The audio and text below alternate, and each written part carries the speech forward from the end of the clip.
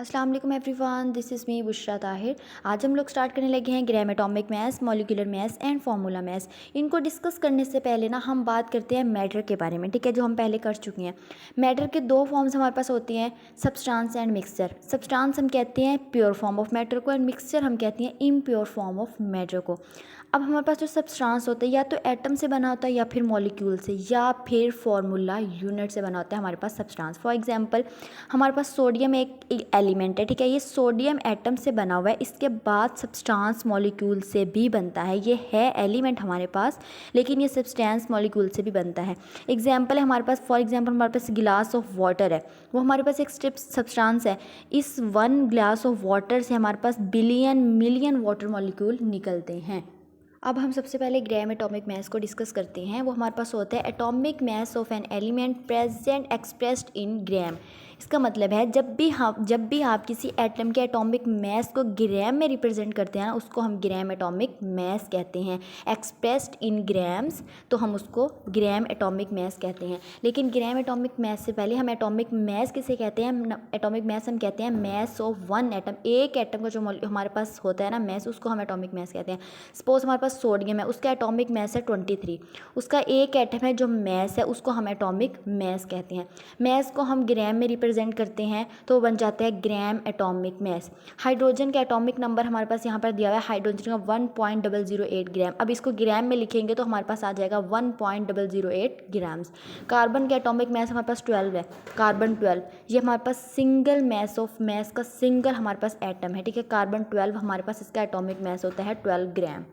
अब gram molecular mass हमारे पास क्या है? किसी भी मॉलिक्यूल के मॉलिक्यूलर मास को हम रिप्रेजेंट करते हैं ना ग्राम में, तो ये हमारे पास बन जाता है gram molecular mass. Mass of 1 gram of molecule is called gram molecular mass. यहाँ पर एग्जांपल दी हुई है हमारे पास वाटर की, इसका मॉलिक्यूलर मास 18 AMU। इसको ग्राम में हम लोग कन्वर्ट कर लें तो हमारे पास ग्राम बन जाता है। उसके बाद हमारे पास आता है ग्राम फार्मूला मास। किसी भी फार्मूला मास को, किसी भी आयनिक कंपाउंड के फार्मूला मास को हम ग्राम में रिप्रेजेंट करते हैं, उसको हम कहते हैं formula mass. For mass of 1 formula unit is called formula mass.